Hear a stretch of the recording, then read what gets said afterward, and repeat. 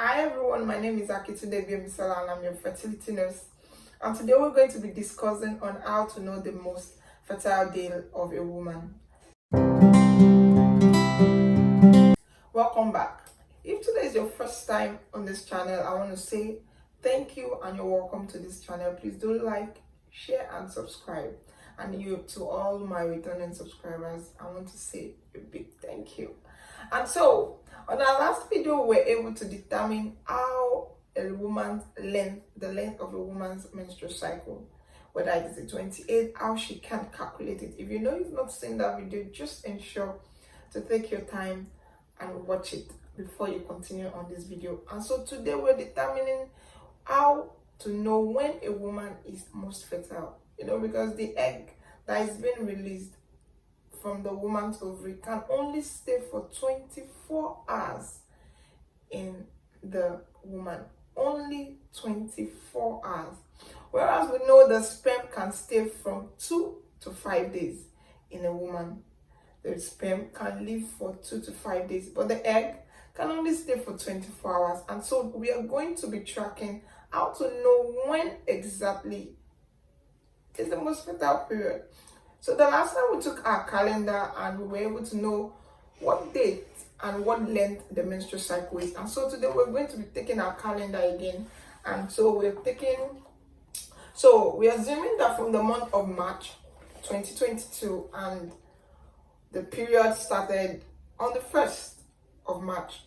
And so down to the 29th.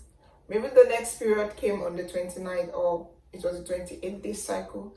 And so what happens? How would she be able to know when exactly is our ovulation period? So we're going to be taking half of our cycle length. If the woman's cycle length after she has calculated 28-day cycle or a 21-day, or she apparently has a 26 or a 30-day cycle, all she has to do is to divide this cycle into two equal half. You divide it into two equal half. And so we are assuming, because the sperm can actually stay for 72 hours. So the ovulation period would be from a day before the half of your cycle and a day after. A lot of times, all these ovulation dates are not that specific. A lot of school of thought will say 14th day of your cycle. So what happens if the woman cycle length is 21? Are you still saying that our ovulation date is still going to be on our 14th day? No. So if it is a 28-day cycle, all she has to do is divide this into two equal half. The 14th day. So on the 13th day of a cycle, on the 14th day of a cycle, and on the 15th day of a cycle. So we are taking these 3 days as our most important days of the cycle.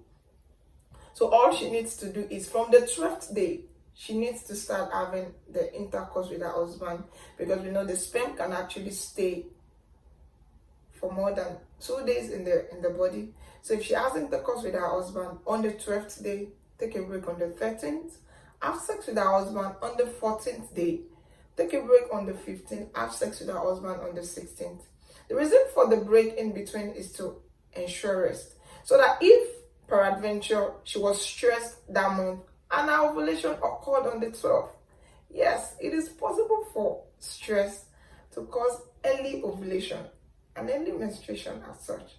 So if at any point the ovulation occurred before expected, she would not be missing out, because at that point she has sperm in her body system from the 12th day, which can actually stay down to the 14th day. So if she has sex again on the 14th day, this sperm can still take down to the 16th day if she has on the 16th. All these periods are covered. If the ovulation occurs on the 14th, she's covered. If the ovulation occurs on the 13th day, she's covered. If the ovulation actually occurs on the 16th day, she's covered. So she will not be missing any of those days.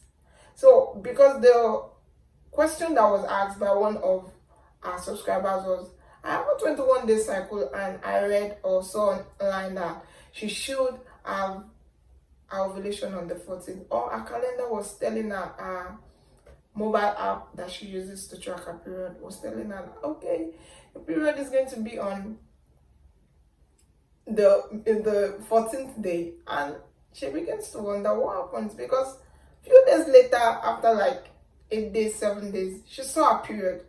So she has missed that particular phase, and that is the reason why you divide your cycle into two equal halves. It is noted that the middle of the cycle is when ovulation occurs.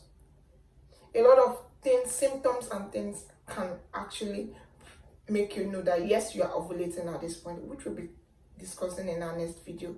But all we know is the middle of your cycle is noted, because most people have the 28-day cycle. That is why it's believed that the 14 days. So what happens to the person who has the 30-day cycle, 32, or even as the 29-day? You will be missing out on those ones. So the half of your cycle, you should have your sexual intercourse 2 days before, then that day, then and just ensure you have it alternate days. So at that point, the sperm is available, and so when the egg is being released, you're not missing out.